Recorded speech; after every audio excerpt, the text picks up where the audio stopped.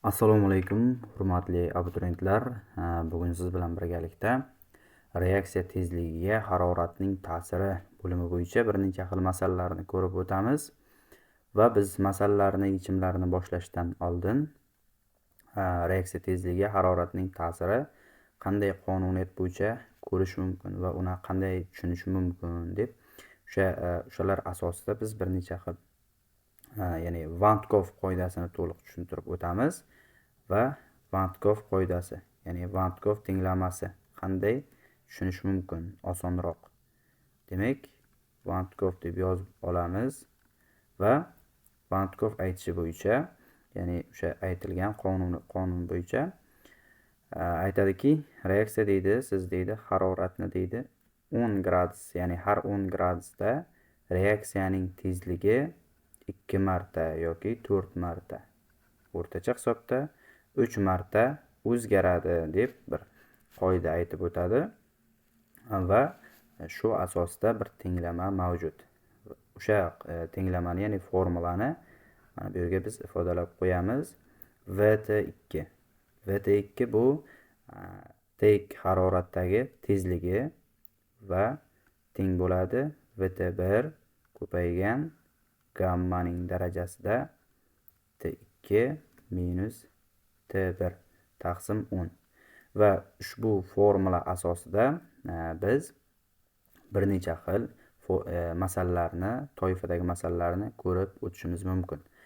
Va bu yerdagi gammaning qiymatini, demak, gammaning qiymatlarini qabul qiladi. 2, 3 va 4 qiymatlarini qabul qilishi mumkin gamma. Demak, mana buni biz gamma deb yozib qo'yamiz, ya'ni o'qilishi. Demak, buni birinchi marta ko'rayotgan abituriyentlar uchun bu yangilik, ya'ni yangi ma'lumot sifatida qabul qilishadi. Va biz hozir ikkinchi, ya'ni quyidagi masalaning yechimini ko'rib o'tamiz. Demak, temperatura koeffitsiyenti 2 bo'lgan reaksiyada temperatura 40 gradus oshsa, reaksiya tezligi qanday o'zgaradi deyilgan savol edi va ushbu masalani quyidagicha yechim qilamiz. Demak, gammaning qiymati 2 ga teng va 40 gradus oshirilgan. 40 gradus temperaturani 10 gradus, ya'ni tenglamadagi mana shu ushbu ifodadagi 10 ga bo'ladigan bo'lsak, bizda 4 kelib chiqadi. Bu degani 2 ning 4-darajasi, xo'sh, hisoblaganimizda 16 ga teng bo'ladi. Demak, reaksiyamiz 40 gradusga oshganda 16 marta tezlashadi, ya'ni 16 marta ortadi degan javob to'g'ri javob bo'ladi, C javob bo'ladi. Demak, endi bu savolning yechimi quyidagicha bo'ladi, sodda va yuqorida aytib o'tdim, birinchi marta ko'rayotgan abituriyentlarga mana bu demak 2 ning 4-darajasi qanday qilib 16 chiqdi? Buni bizga tushuntiring desa, biz mana bunday quyidagicha sodda tilda tushuntiramiz. Ya'ni bu 4 degani 4 ta demak 2 ni bir-biriga mana bunday ko'rinishda ko'paytirib chiqasiz degan va bunda 16 qiymat kelib chiqadi. Va bir necha xil sizga 2 ning 5-si, 2 ning 6-si va 2 ning 7-sini yozib beraman va siz ushbu videoni ko'rayotganingizda keyin 2 ni mana shu qiymatlarini siz hisoblab videoning izohida qoldirsangiz, men tekshirib aytib o'taman javobini. Xo'sh, demak, bu masalamizning javobi C bo'ladi. Demak, navbatdagi masalani ko'rib o'tamiz. Navbatdagi masala, 7-masala, temperatura har 15 gradusga oshganda reaksiya 2 marta tezlashadi. Agar deyapti, temperatura 50 gradusdan 80 gradusgacha oshirilganda reaksiya tezligi qanday o'zgaradi? Demak, boya aytib o'tganimdek, Van Gogh qoidasi bo'yicha, ya'ni Van Gogh aytgandiki, har 10 gradusda reaksiya tezligimiz 2 yoki o'rtacha 4. Bu yerda biz 2 berilganda 2 marta tezlashadi, ya'ni o'zgaradi deyilgan edi.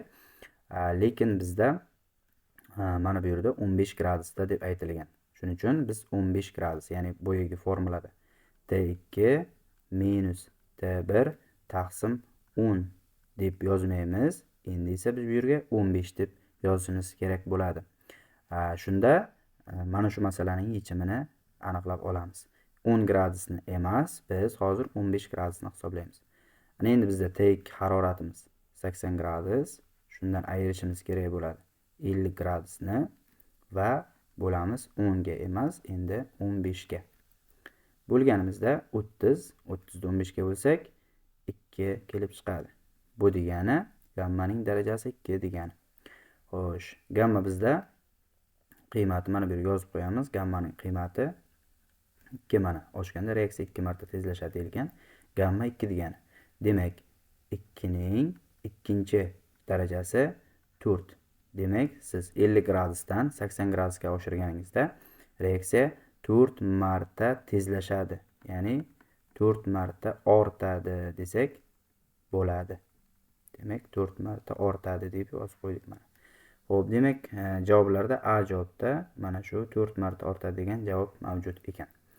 Xo'sh, endi navbatdagi masalaga to'xtalib o'tamiz. Navbatdagi masalamiz 10-masala. Reaksiya 10 gradusda 80 sekundda, 48 gradusda esa 10 sekundda yakunlanadi. 58 gradusda ushbu reaksiya qancha vaqt davom etadi degan savol berilgan. Xo'p, 10-masalamiz.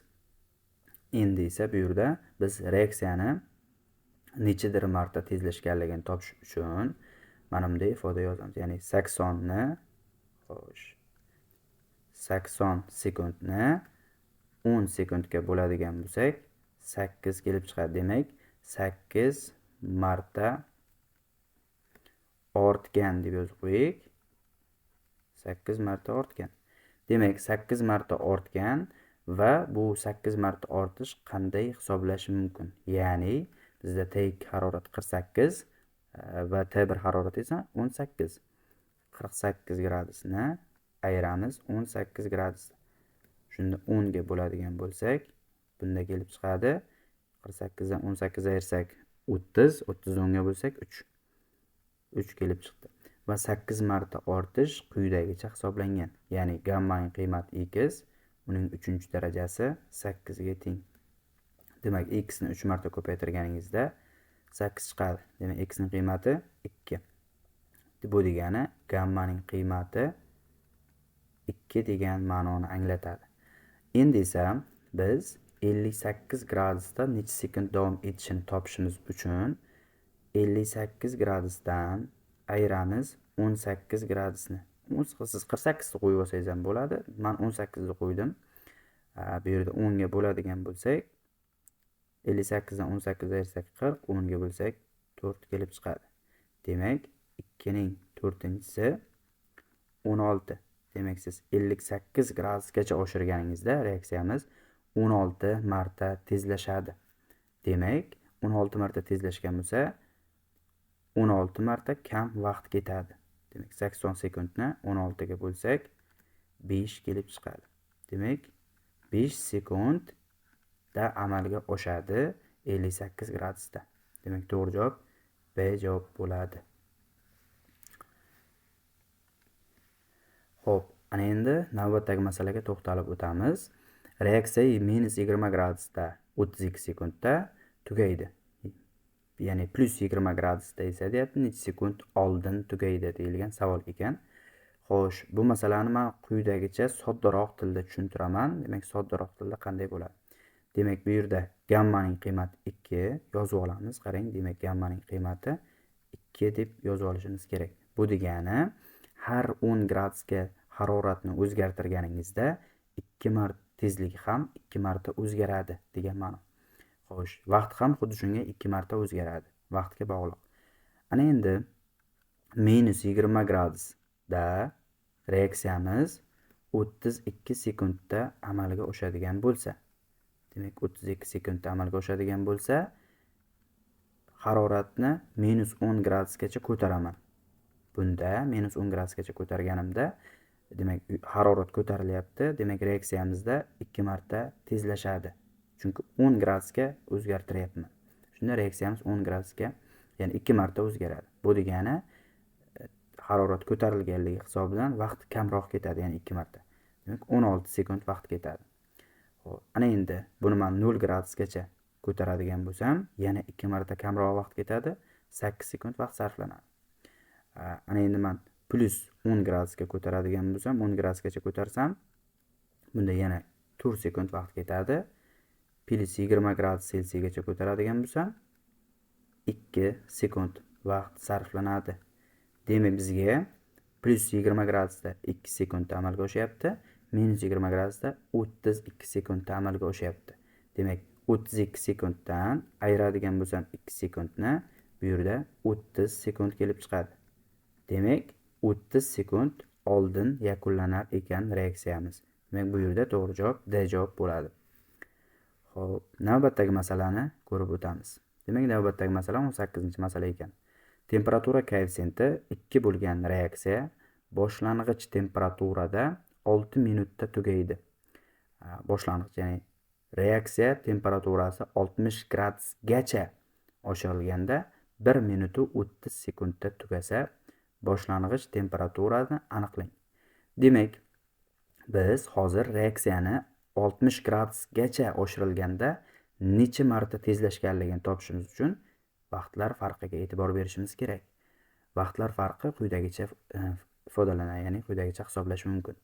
Demak, bizda boshlang'ich harorat, demak, boshlang'ich haroratimiz x gradus Selsiy, demak, keyingi haroratimiz 60 gradus Selsiy. Bu degani boshlang'ich haroratda 6 minutda tugaydi. 6 minutda tugaydigan bo'lsa, xo'sh, keyingi, ya'ni 60 gradusda esa 1 minut, xo'p, mana bu yerga 1 minut 30 sekundda tugaydi. Demak, biz hozir mana buni minutga aylantirib olamiz. To'g'ridan to'g'ri 1,5 minut kelib chiqadi. Ana endi 6 minutni 1,5 minutga bo'ladigan bo'lsam 4 kelib chiqadi. Demak, 4 marta tezlashgan. Endi 4 marta tezlashgan bo'lsa, xo'sh, 4 marta tezlashganni biz gammaning qiymati 2 ga teng. Demak, 2 ning ikkinchi darajasi 4 marta tezlashgan bo'ladi. Bu degani, agar 60 dan men 40 gradusni ayirib 10 ga bo'ladigan bo'lsam, demak 2 kelib chiqadi. Dastlabki haroratimiz, demak x gradus Selsiyimiz, demak 40 gradusga teng bo'ladi. To'g'ri javob D javob bo'ladi. Xo'p, ana endi navbatdagi masalani ko'rib o'tamiz. Demak, bu esa bizda 25-masala ekan. Xo'sh. Bu yerda mana 18 deb yozib qo'yamiz. Navbatdagi masalamiz 25-masala ekan. 25-masalani shartini o'qib olsak, reaksiya deyapti 40 gradusda 8 minutda, 60 gradusda esa 2 minutda davom etsa, ushbu reaksiyaning tezligi necha marta oshganligini aniqlang. Juda ham oson aniqlab olamiz. Juda oson yechimga ega bo'ladi. Necha marta ortganligini topish uchun 8 minutni bo'lamiz 2 minutga. Bunda 4 marta ortgan.